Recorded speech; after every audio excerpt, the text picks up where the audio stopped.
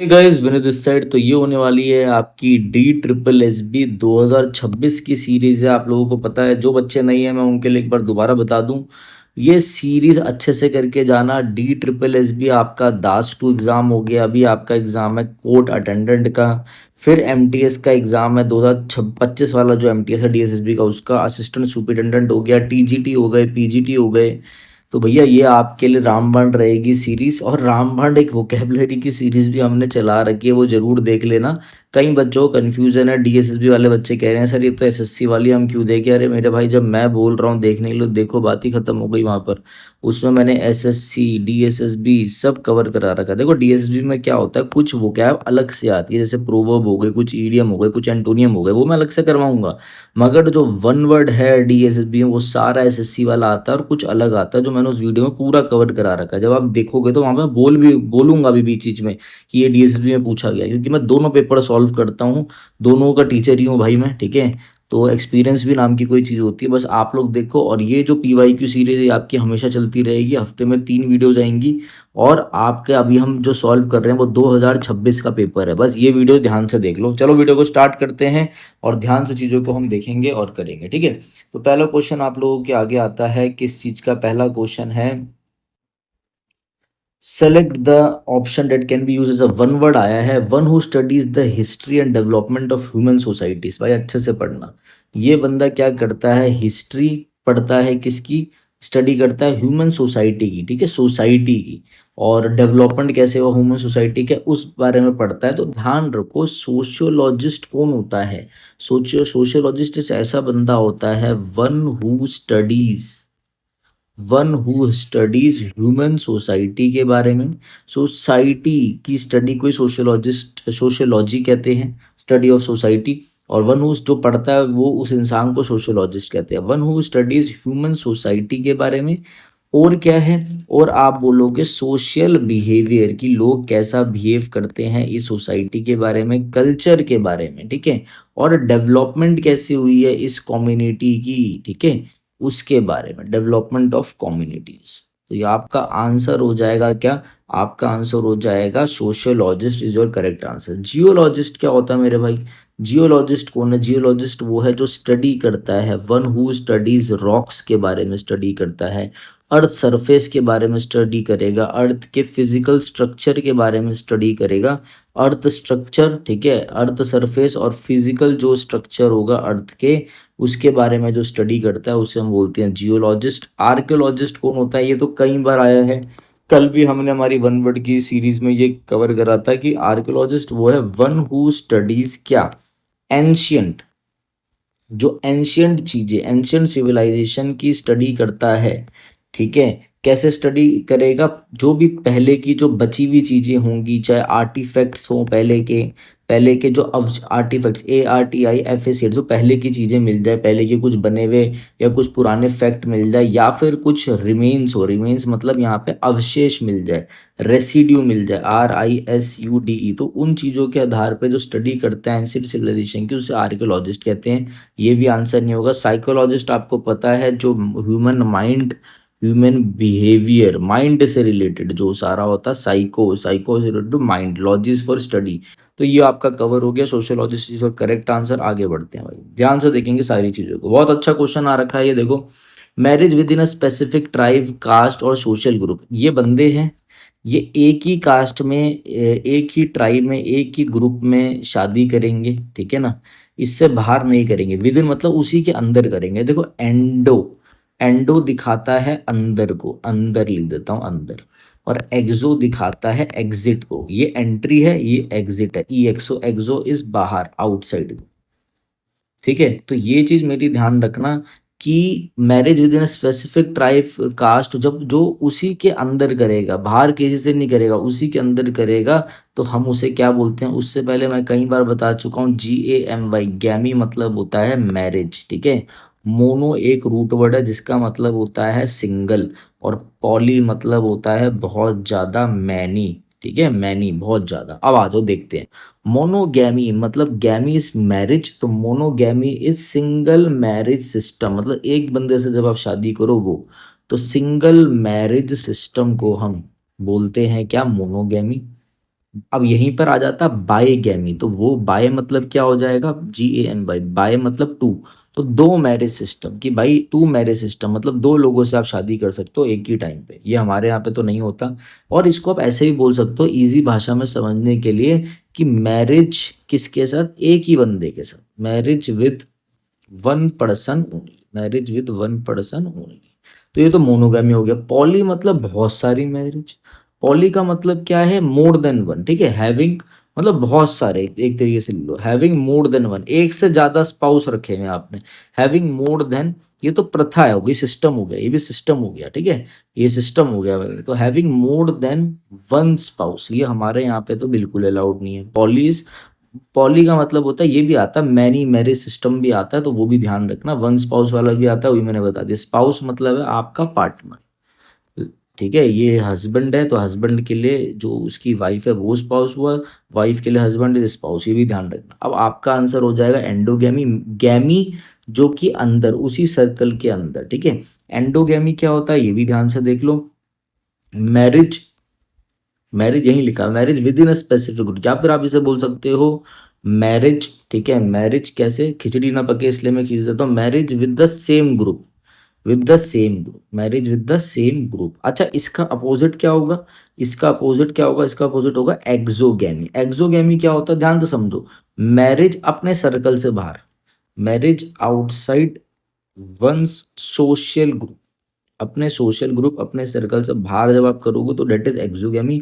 Endogamy is your correct answer. आगे बढ़ो, time बिल्कुल भी वेस्ट नहीं करेंगे हम, क्योंकि टाइम हमारे पास है भी नहीं। आज जो PQRS बच्चे बोलते हैं दिक्कत आती है, भाई DSS वाले तो आप आसानी से कर लोगे। आओ देखते हैं। Hypertension, that some of gestational diabetes, preeclampsia एक बीमारी होती है जो ब्लड प्रेशर से रिलेटेड होती है, हाई ब्लड प्रेशर डिसऑर्डर, ठीक है, ब्लड प्रेशर डिसऑर्डर, इतना ध्यान रखना बस, ठीक है। और humans do when pregnant, rodents, rodents मतलब वही चूहे हुए, ये सब जो एनिमल्स होते हैं, do not naturally experience the metabolic, क्या बोलना चाह रहा है। तो पहले तो हमें सब्जेक्ट चाहिए ना, सच क्या बोलना चाह रहा है, कहना चाह रहा है, जहां तक मैं समझ पाया हूँ इसी को चेक कर लेते हैं कि रोडेंट्स जो होते हैं वो डू नॉट नेचुरली, वो नेचुरली एक्सपीरियंस नहीं करते मेटाबॉलिक डिजीजेस। कैसी मेटाबॉलिक डिजीजेस, RS, RS के बाद PH चेक कर लो, कैसी metabolic diseases of gestational diabetes, preeclampsia ये बता दिया मैंने, और इसके बाद O है hypertension, that some humans do when pregnant. भाई ये जो रोडेंट्स है ये एक्सपीरियंस नहीं करते ऐसी मेटाबॉलिक डिजीजेस, गेस्टेशनल वाली, प्रीक्लेम्शिया वाली, हाइपरटेंशन वाली, जो डेट सम जो कौन करता है, ह्यूमंस को फेस करना पड़ता है व्हेन प्रेग्नेंट। क्या था, यही तो आंसर हो गया भाई। सबसे पहले सब्जेक्ट ढूंढो, उसके बाद वर्ब ढूंढो, उसके बाद लेते चलो बस। ये और ऑप्शन कटी करो, ऐसे बोल रहा है QO, एक बार ऑप्शन देखो। Humans do when pregnant, humans क्या करते हैं when pregnant, S metabolic experience करते हैं metabolic diseases. Humans do when pregnant experience, तो बैठेगा भी नहीं ना, सब्जेक्ट के वर्ब आनी चाहिए, कुछ बैठेगा ही नहीं मतलब। व्हेन प्रेग्नेंट, और जब प्रेग्नेंट होते हैं तो एक्सपीरियंस, मतलब आप अगर बिठाना भी चाहोगे तो जबरदस्ती वाली बात हो जाएगी। ऐसे ऑप्शन काटना सीखो आप, ठीक है। आ जाओ। और जब भी कोई दो ऑप्शन है इसमें तो दो दो दोनों ही दो दो, तो जब भी दो दो दिखे तो पहले चेक कर लिया करो, इसमें तो किस्मत से पहला ही निकल लिया, ठीक है। आ जाओ भाई। The government's meticulously designed trade pact collapsed unexpectedly despite month of negotiations and building and consensus building, ठीक है। अब ध्यान से समझते हैं इस चीज को। पहले देखो, कोलेप्स्ड का मतलब क्या है, कोलेप्स्ड का मतलब है कि कोई चीज खराब हो गई, कोई चीज बर्बाद हो गई, कोई चीज कैंसिल हो गई, कोई चीज डिस्ट्रॉयड हो गई, टूट गई, ये सेंस जाएगा इसमें, ठीक है, ये सेंस जाएगा। तो अब आप मेरी बात समझो जो मैं आपको बताना चाह रहा हूँ, ठीक है। देखो, पहले तो आपको ना मैं ऑप्शन समझाता हूँ कि ऑप्शन क्या है। पहले सारे ऑप्शन हम देखते हैं, उसके बाद बात करें। Turn a blind eye, turn a blind eye का मतलब क्या होता है, इसका मतलब होता है to ignore, to ignore intentionally, to ignore completely, completely ignore कर देना किसी चीज को।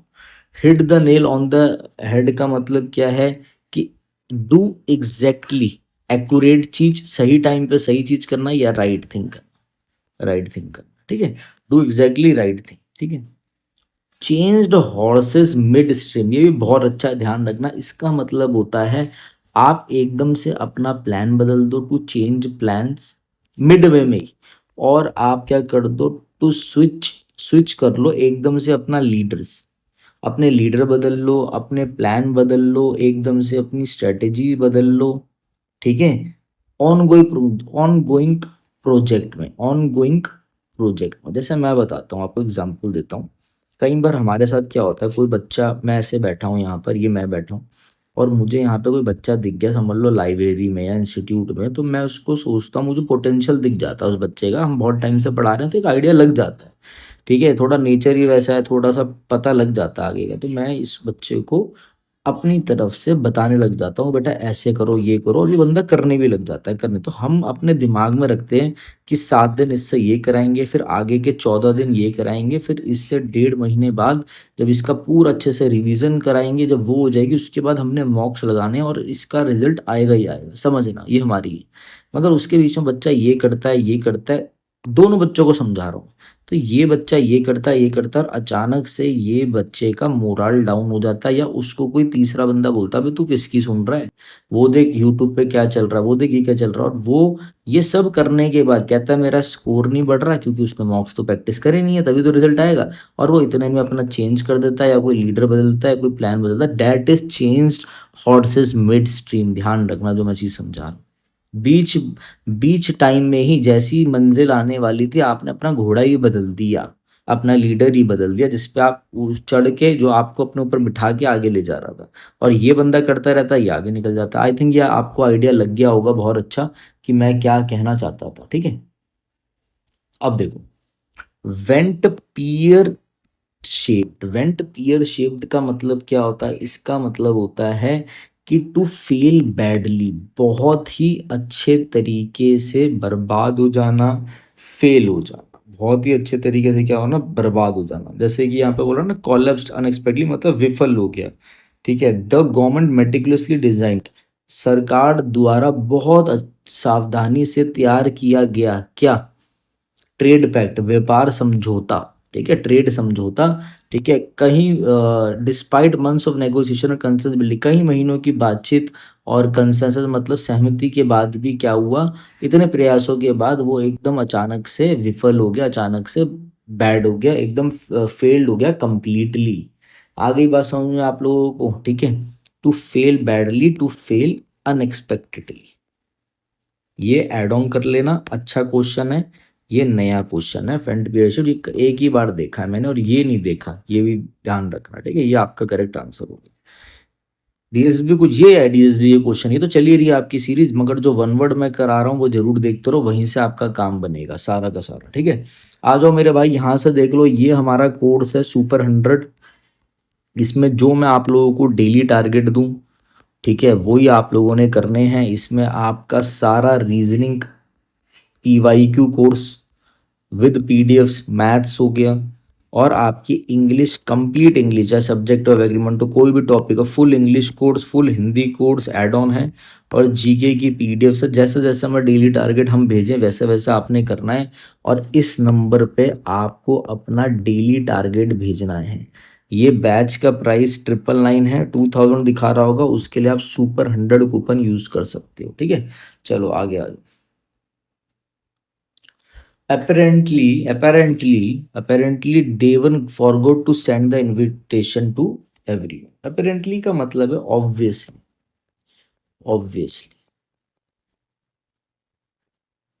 obviously मतलब ये तो होना ही था, मतलब expected to happen, ये तो होगा ही हो। या फिर आप इसको बोल सकते हो प्रोबेबली, ये चीज तो होगी होगी, प्रोबेबली या प्रोबेबल, ये तो होगा ही होगा। सीमिंगली मतलब यार ये तो होगा ही होगा, ऐसा।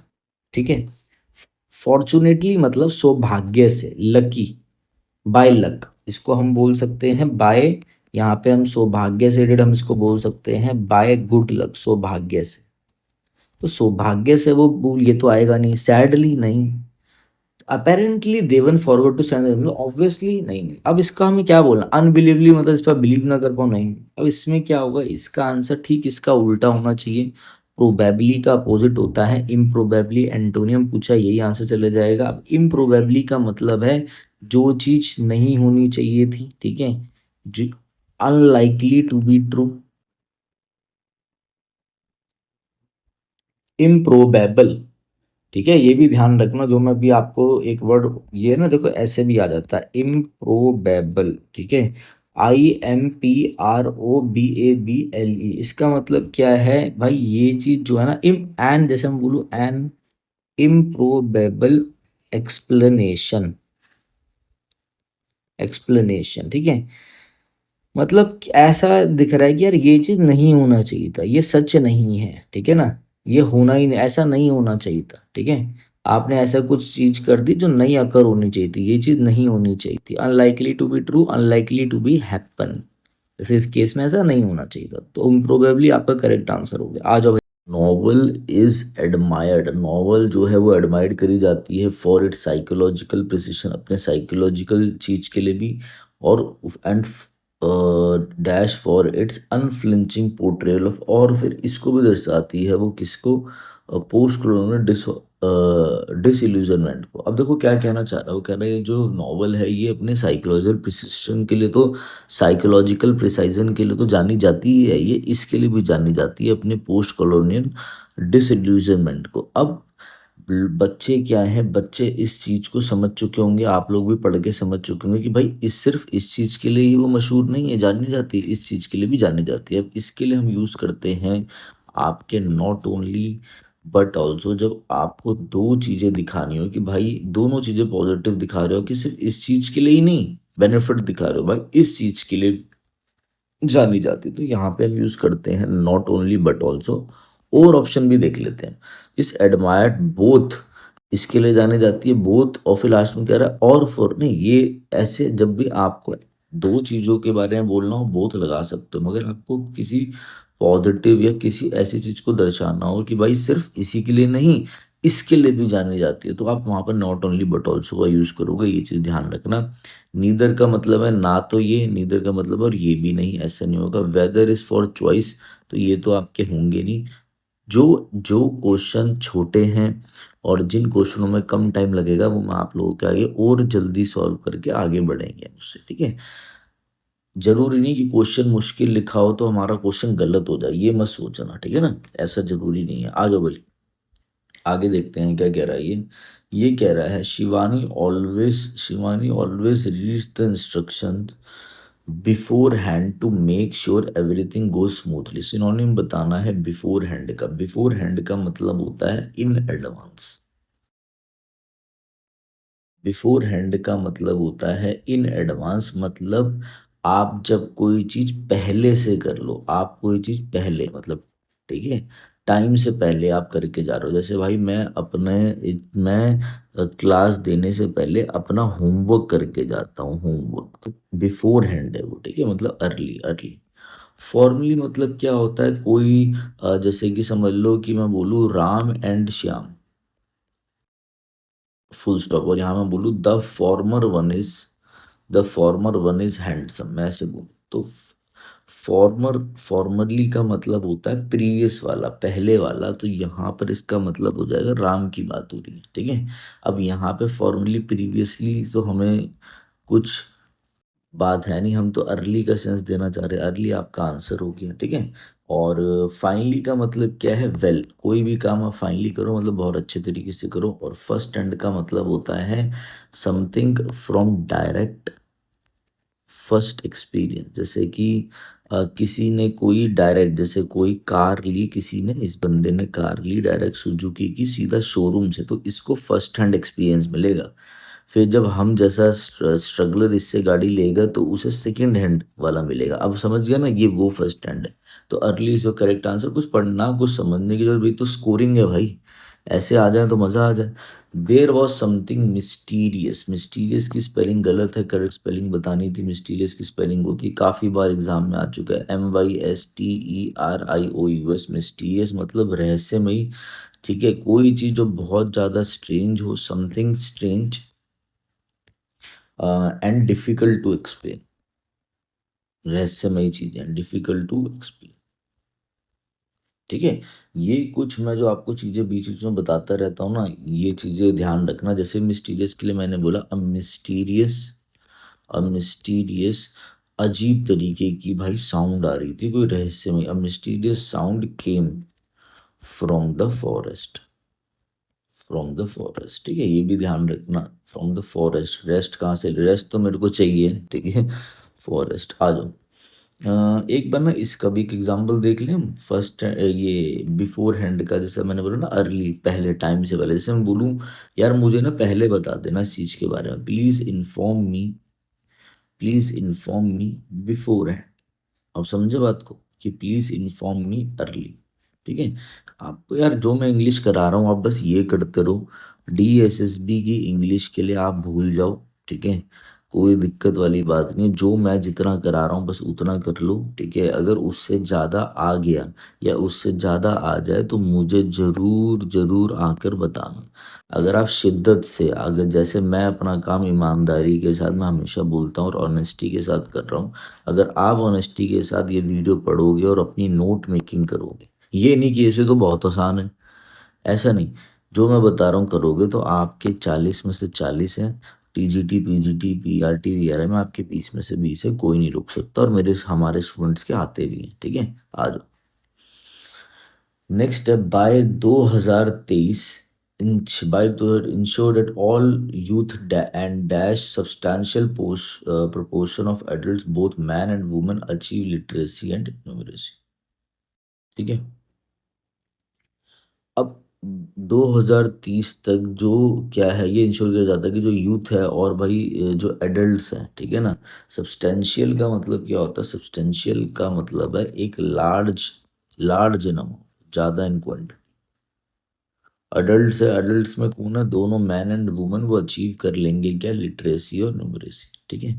तो जब भी ऐसे आए ना, अब इसमें पता तो नहीं है कि क्या है, कौन से एरिया की बात हो रही है, तो ओवरऑल बात हो रही है। जब भी ऐसा सेंस आए तो यहाँ पे एन तो आएगा नहीं, कट गया, आर्टिकल हमेशा आएगा, ठीक है। जब भी ऐसा सेंस जाएगा, प्रोपोर्शन आप वर्ड लिख रहे हो उसके आगे कुछ ये लगा रहे हो जैसे कि भाई ये एडजेक्टिव का काम कर रहा है, उसके बाद एक आर्टिकल, उससे पहले एक आर्टिकल जरूर चाहिए, दा नहीं आएगा, कोई स्पेसिफिक बात हो नहीं रही तो आ सब्सटेंशियल पोर्शन ऑफ एडल्ट्स, ये चीज मेरी ध्यान रखना, ठीक है।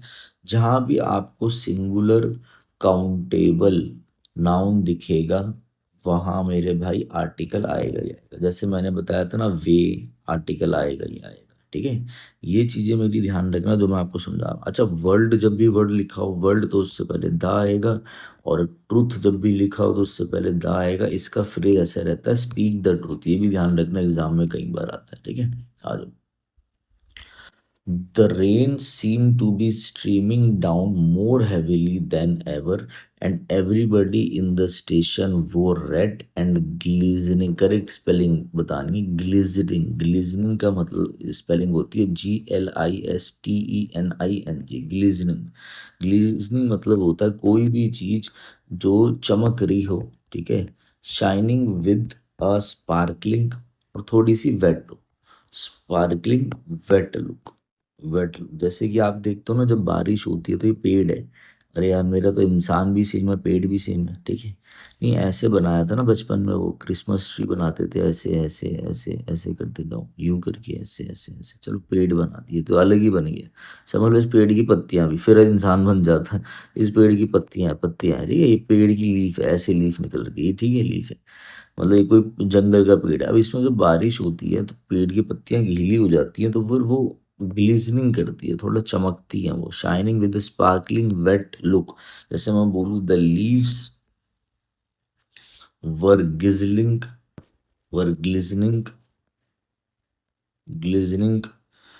आफ्टर द रेन, के बाद वो ड्रॉप ड्रॉप सी भी रह जाती है तो ऐसे चमकती है, ठीक है। ग्लिजनिंग GLIST, ये भी गलत, ये भी गलत, ये भी गलत, TENING। अब इसका मतलब क्या है, द रेन, क्या क्या हो रहा है यहाँ पर, द रेन सीन मतलब यहाँ पे क्या है, the rain seem to be streaming down more heavily than ever, बारिश पहले से ही कहीं ज़्यादा तेज हो रही थी।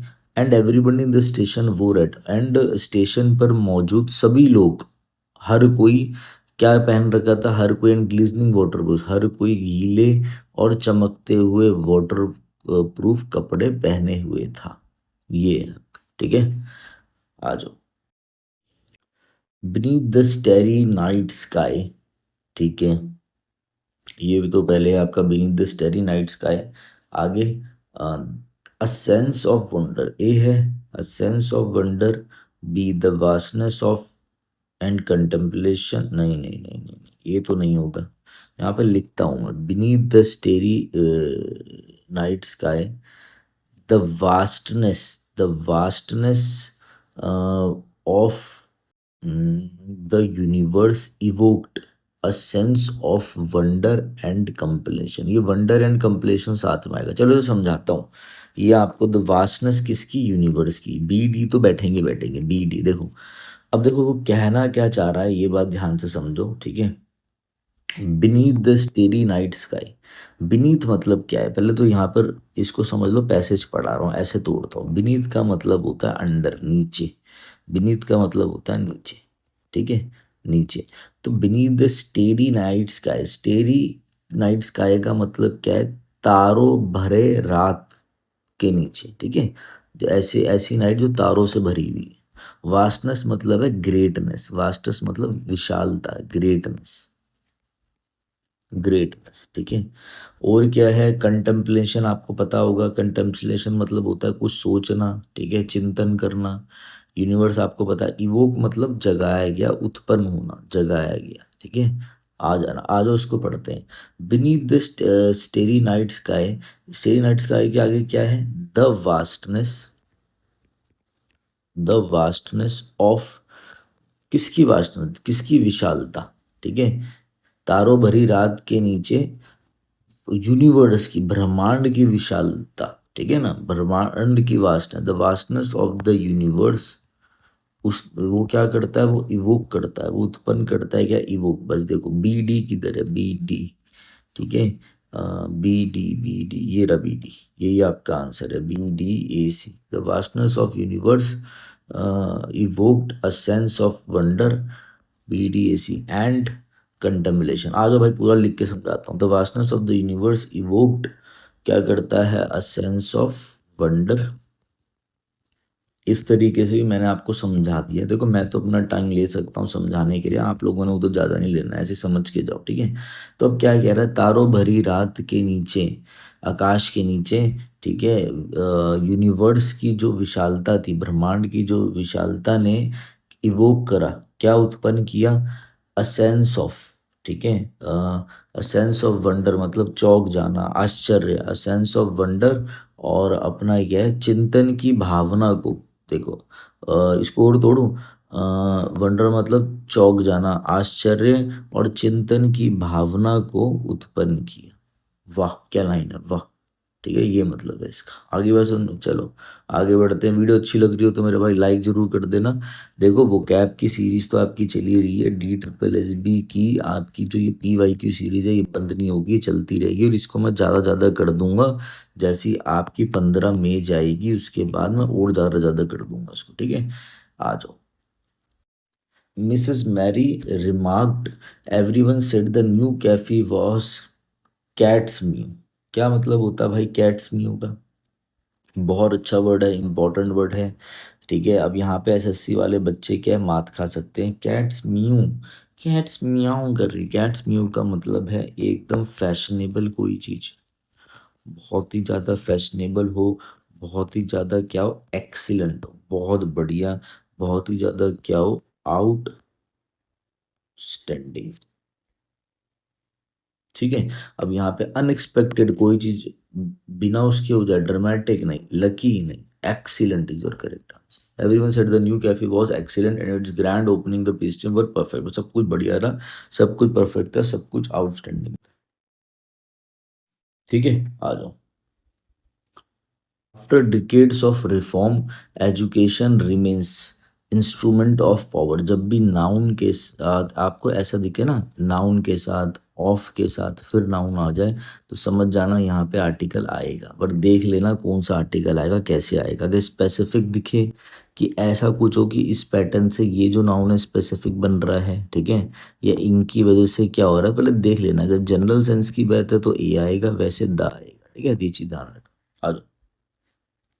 तो यहाँ पे बोलना क्या चाह रहा है वो सेंस भी देखना। तो आप ये देखो, आफ्टर डिग्री एजुकेशन रिमेन्स, अब देखो इंस्ट्रूमेंट के आगे क्या आएगा, इंस्ट्रूमेंट के आगे तो एन ही आएगा, आ ई, इंस्ट्रूमेंट के आगे एन आएगा, तो ये तो कट गया, ये भी कट गया, ये भी कट गया, एन तो आएगा आएगा, तो यही ऑप्शन बचा, यही आपका एन आएगा।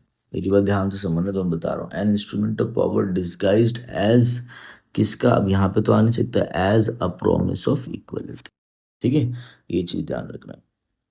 अब ये बोल क्या रहा है, इतने टाइम बाद के मतलब इतने डिकेड्स के सुधारों के बाद भी जो एजुकेशन थी उसको कैसा देखा जाता है, एक साधन बनी हुई है वो शक्ति का। ठीक है, और जिसे कहाँ छुपाया गया, जैसे इक्वलिटी के वादों में, जैसे समानता के वादे में छुपाया गया है। वही पॉलिटिशियन जो हमारी हरकतें करते हैं, ठीक है, कि भाई हम इक्वलिटी करेंगे, ये करेंगे, वो करेंगे, वो एजुकेशन तो वैसे भी सबके लिए इक्वली होना चाहिए। ठीक है ना, बस ये वादे वादे करके छुपा देते हैं। एक सेंस में आपको दे रहा हूँ, जरूरी नहीं आप उस सेंस में देखो, आप अलग तरीके से भी समझ सकते हो। ठीक है, चलो ए और एन आपका हो गया। ठीक है, और ये नाउन वाला ऑफर, इसमें कंफ्यूज मत होना, मैं समझा दूंगा, या आप 150 ग्रामर देख लेना, उसमें समझा रखा है मैंने अच्छे से। आ जाओ। शी लिसन टू, ठीक है, इसमें आ जाते हैं। हम्म हम्म। She listened to she listened dash to dissenting views and replied dash avoiding escalation। उसने क्या किया, डिसेंटिंग व्यूज का मतलब होता है जो आपके अगेंस्ट हो। ठीक है, डिफेंडिंग व्यूज का मतलब है अगेंस्ट वाले व्यूज। जैसे कि डिसेंटिंग व्यू, डिसेंट का मतलब है होता है, डिसेंट का मतलब है नॉट एग्री। देखो DISSENT का मतलब होता है डिसएग्री। ठीक है, जैसे एसेंट, ASSENT, एसेंट का मतलब है एग्री। ठीक है, ये चीज मेरी ध्यान रखना, डिसेंट एसेंट ये वर्ड आपको पता होने चाहिए। ठीक है, मतलब एसेंट होता है the expression of agreement, the expression of approval और एग्रीमेंट के रूप में देखते हैं। उसे किस सेंस में देते हैं हम, डिसएग्रीमेंट के रूप में, डिसएग्री। तो जब आप लिसन कर रहे हो आपके अगेंस्ट व्यूज को, डिसेंटिंग वाले व्यूज को, जो जिससे जो आपसे डिसएग्री करते हैं, जो आपके कन्फ्लिक्ट कर सकते हैं उन व्यूज को, और फिर आप रिप्लाई इस तरीके से कर रहे हो कि बात ज़्यादा ना बिगड़े। एक्सकलेशन का मतलब होता है बढ़ना, आप उसे अवॉइड कर रहे हो कि ज़्यादा खराब ना हो, एस्केलेट ना हो मैटर, ज़्यादा बात ना बढ़े। तो आप सुनोगे अच्छे से, और अंतर और जवाब ध्यान से दोगे। तो कैजुअली सुन लोगे आप, हल्के में ले लोगे उसको, और फोर्सफुली दबाव दे दोगे नहीं। समझ रहे हो, कुछ भी चल रहा है मार्केट में, कुछ भी, तो आप कैसा करोगे मतलब। तो देखो, इसको मैं आप लोगों को ध्यान से समझाता हूँ कि जब इसने क्या किया, लड़की ने, अब आपको एडवर्ब चाहिए, LY, तो इसने ध्यान से सुना। इसने क्या किया, अटेंटिवली सुना उस बात को। इसलिए ध्यान से सुना, अटेंटिवली का मतलब क्या है, अटेंटिवली का मतलब है एकदम किसी चीज को विद फुल अटेंशन सुनना। ठीक है, केयरफुली सुनना, केयरफुली। ठीक है, और रिप्लाई कैसे देना, रिप्लाई देना भाई टेक्निक से, टैक्टफुली। ठीक है, पोलाइटली, अपने ढंग से, मतलब डिप्लोमेटिकली उसने दिया, इस ढंग से दिया कि उसने बात भी सुन ली, जवाब भी दे दिया, और कलेश भी नहीं बढ़ा। पोलाइटली और डिप्लोमेटिक में पोलाइटली, बड़ी मतलब होता है ना, समझदारी से जवाब देना, टैक्टफुल, टैक्टफुल, TACTFULLY, टैक्टफुल। ठीक है, कैजुअली तो भाई केयर, विदाउट सीरियसनेस कट गया। ठीक है, अब ये होता है ब्रस्कली। ब्रस्कली का मतलब क्या, ये भी एक अच्छा वर्ड है, दूसरा पेन चेंज कर देता हूँ, ब्रस्कली, BRUSQUELY, बहुत अच्छा वर्ड है। ब्रस्कली मतलब होता है बहुत ही, उसमें रूड ढंग से और बहुत तेजी से जवाब देना, रूडली एंड क्विकली। ठीक है, कर्टली मतलब क्या है, कर्टली मतलब होता है ब्रीफली, बहुत ही छोटे से रूप में, ठीक है, शॉर्ट में, और रूडली, रूखेपन से जवाब देना। ठीक है, तो ऐसा भी कुछ नहीं हुआ है। पैसिवली मतलब क्या है, कि पैसिव मतलब आपका ज्यादा इंटरेस्ट नहीं था, not active involvement, not active involvement. Answer आप लोगों को पता चली गया है कि आंसर क्या है आप लोगों का। आंसर है आपका अटेंटिवली और डिप्लोमेटिकली, ठीक है। और ये वर्ड और देख लो, ये भी इम्पोर्टेंट, ये स्टार मार्क कर रहा हूँ, इम्पोर्टेंट वर्ड है आप लोगों के लिए। ट्रम्फ, ट्रम्फ होता है ना, ट्रम्फ मतलब होता है सक्सेस, ठीक है। अब यहाँ पे क्या है, ये है आपका ट्रम्फेंट, ट्रम्फेंटली, TRIUMPHANTLY। अब इसका क्या मतलब है, इसका देखो एल वाई लग गया, फिर से आपका एडवर्ब है। इसका मतलब क्या है, इसका मतलब है इन अ विक्टोरियस और प्राउड मैनर, और प्राउड मैनर तरीका है, ठीक है ना। जैसे कि मैं एग्जाम्पल के रूप में यहाँ पे लिख देता हूँ कि जीतने के बाद जो टीम है, देखो द टीम वॉकड, कैसे चली वो, ट्रम्फेंटली, एकदम कैसे मैनर में, एकदम प्राउड मैनर। जब आपका सिलेक्शन हो जाएगा तो आप भी ऐसे ही चलोगे, ठीक है। आफ्टर विनिंग द मैच, जब मेरे से मिलने आते हैं बच्चे तो ऐसे ही मिलने आते हैं डीएसएसबी वाले, ट्रम्फेंटली, एकदम प्राउड मैनर में कि सर आपने जो पढ़ाया था वैसे ही आया, जो जीके वीके सब में बताते हो आप, हिंदी विंदी वो भी वैसे ही आया, मज़ा आ गया। ये क्वेश्चन आप लोगों के जो रह गए थे वो क्वेश्चन हम लोग कवर कर रहे हैं, अच्छे क्वेश्चन हैं एग्जाम के। DSSB में, इस सीरीज में हमेशा बोलता हूँ आपके लिए बहुत तगड़ी रहेगी, ध्यान से देख लेना। आगे देखते हैं, the board of director will refuse to negotiate with that employee. Board of director भाई मना कर देंगे उस बंदे से बात करने के लिए, नेगोशिएट करने के लिए, for an indefinite period time, लंबे समय तक। क्योंकि जो उसने किस लिए, उसने लास्ट मीटिंग हुई होगी उसमें उसने बहुत बेकार बिहेव किया होगा, तो उसके बाद बोर्ड डायरेक्टर्स ने बोला इससे तो हम बात करेंगे नहीं, लंबे समय तक वो बात नहीं करेंगे, ठीक है। After the way he behaved in the last meeting, बुरा व्यवहार किया होगा भाई उस बंदे ने, ठीक है। अब देखो एक्सट्रीमली, जब भी आप बोलो ना, इसका मतलब होता है अनटिल हेल फ्रीजेस ओवर, इसका मतलब है an extremely, for an extremely मतलब बहुत ज़्यादा लंबे समय के, लॉन्ग टाइम, या फिर कभी नहीं, या आगे बात भी नहीं करेंगे, ऐसा भी। एक तो बहुत लंबा समय दिखाना, और दिखाना कभी करेंगे भी नहीं, अनटिल हेल फ्रीजेज ओवर, जब हम हेल, हेल में चले जाएंगे, मान लो हेल में कब जाएगा, कोई मरने के बाद जाएगा, मतलब लंबे समय तक नाराज ही हो गए, वो बात ही नहीं करेंगे, ठीक है। तो ये चीज़ ध्यान रखना, कभी नहीं, कभी नहीं बोल लो या बहुत लंबे समय तक बोल लो। अप इन स्मोक का मतलब क्या होता है, इसका मतलब होता है failed completely, failed completely, destroy हो जाना, पूरी तरीके से हार जाना, फेल्ड कंप्लीटली, आपका जो प्लान था वो अप इन स्मोक हो गया, पूरी तरीके से बुरे तरीके से फेल हो गया। स्पीक्स वॉल्यूम का मतलब होता है, जैसे मैं बोलूँ दिस प्लेस, दिस प्लेस, ये मेरा फेवरेट वर्ड था किसी टाइम पे, speaks volume, volumes of child labour, तो ये जो जगह है ये चाइल्ड लेबर का प्रूफ देती है, ये जो जगह है ये चाइल्ड लेबर का क्या देती है, प्रूफ देती है, ये जगह उस चीज के बारे में बहुत कुछ बताती है, reveals a lot without words, बिना कुछ बोले, ठीक है, विदाउट वर्ड्स, ये बहुत ज्यादा क्या देती है, प्रूफ देती है। Turn back the hands of time, turn back मतलब इसका मतलब हो गया बहुत कुछ बता देना, ठीक है, वो जगह उस बात का मतलब उसको रेटिफाई करती है, उसे कंफर्म करती है, उस जगह प्रूफ देती है। Turn back the hands of time का मतलब होता है अपने पास्ट में वापस जाना, go back to the past, go back to the past, ठीक है, समय के पीछे, समय को पीछे ले जाना, go back to the past, ठीक है। तो आपका जो करेक्ट आंसर है वो क्या हो जाएगा भाई, लंबे समय तक के लिए हो गया until health free use over. आ जाओ next. A group of islands, a group of islands क्या होता है भाई, ध्यान से देखेंगे हम, ठीक है।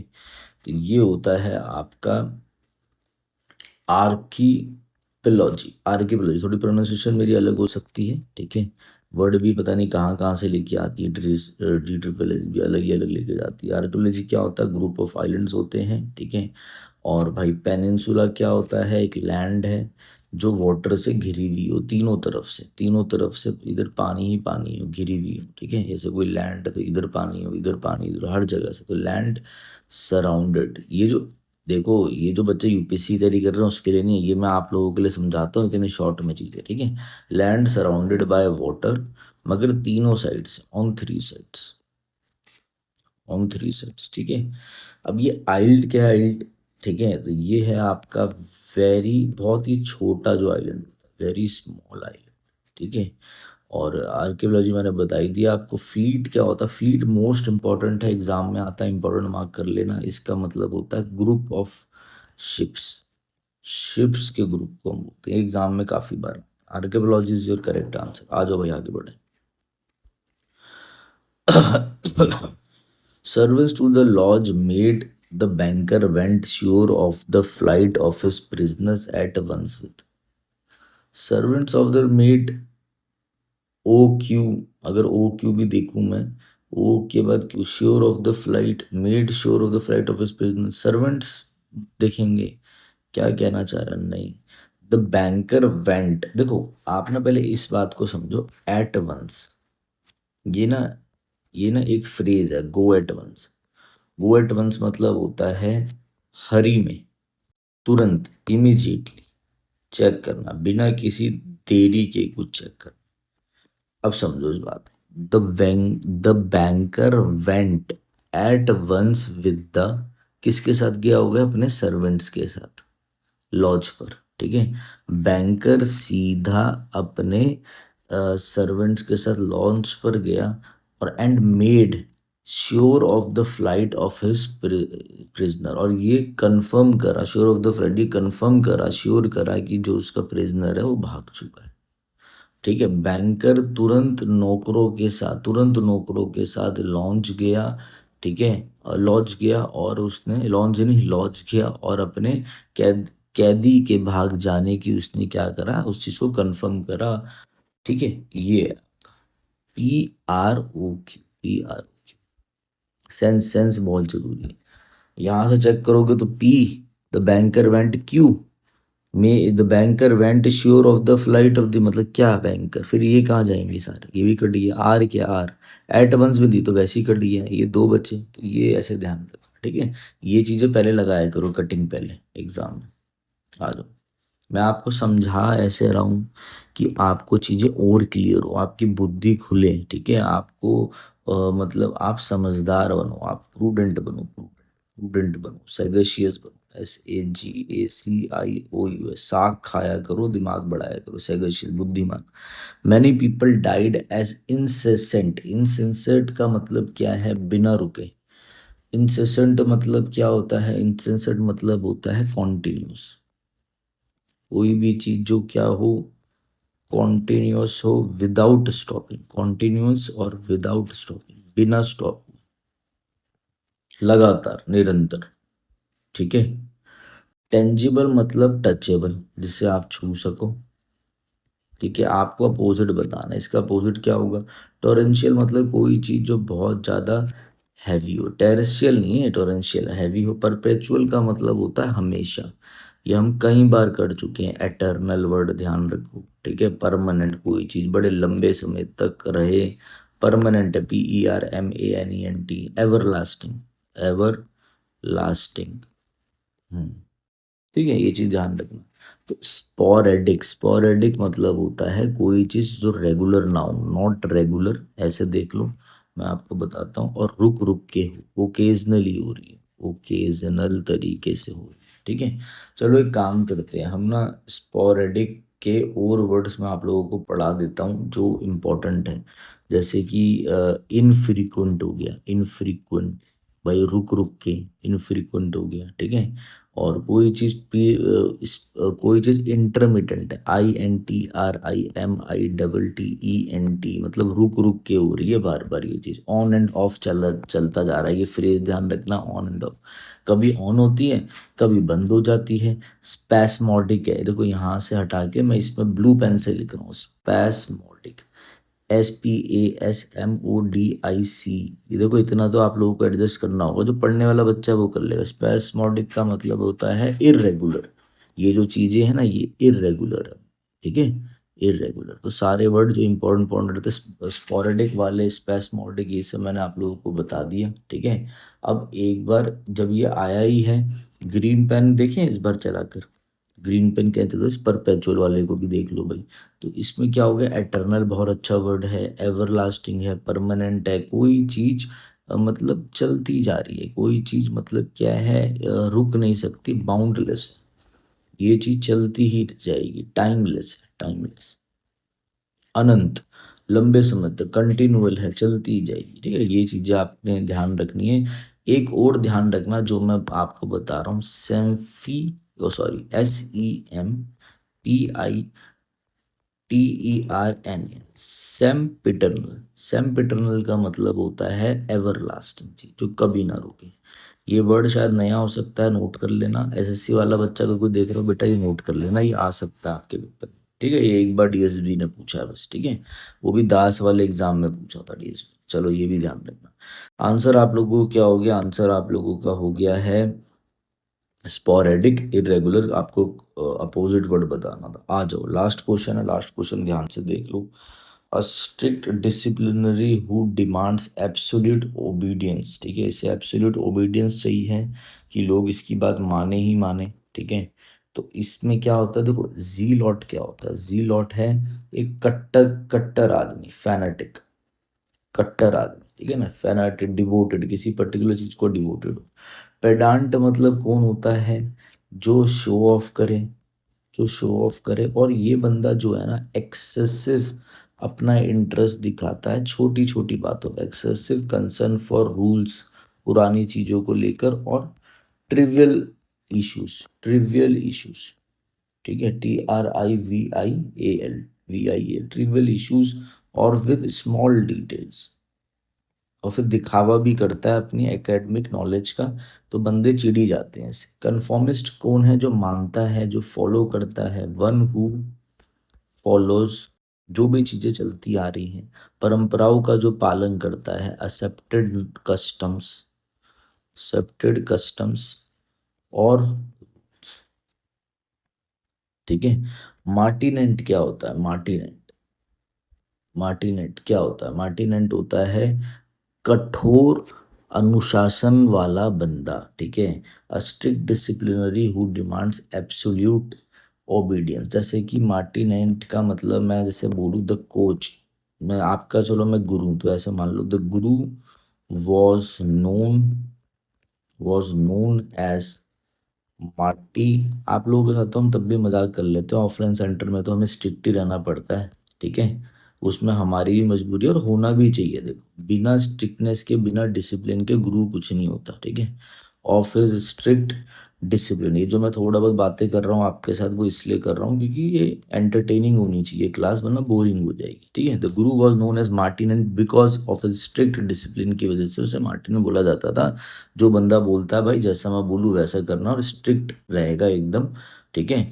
अ strict disciplinary who demands absolute obedience, ठीक है, एब्सोल्यूट ओबीडियंस। तो ये आपके कुछ थे, ठीक है, जो मैंने करा दिए हैं। और भाई यहाँ पर ये हमारा बैच है, जिसको लेना हो ले लेना, ठीक है। और डेली जो टारगेट मैं भेज रहा हूँ कोर्ट अटेंडेंट के लिए, MTS 2026 के लिए, AS के लिए, बस वो कर लो, बहुत है। और इसी के अंदर मैं टेस्ट सीरीज भी इंक्लूड कर दूंगा, DSSB MTS वाली, दास वाली, AS, ठीक है। किसी को कोई दिक्कत हो तो इस नंबर पर मैं व्हाट्सअप कर सकता है, ठीक है। तो चलिए गाइज, थैंक यू।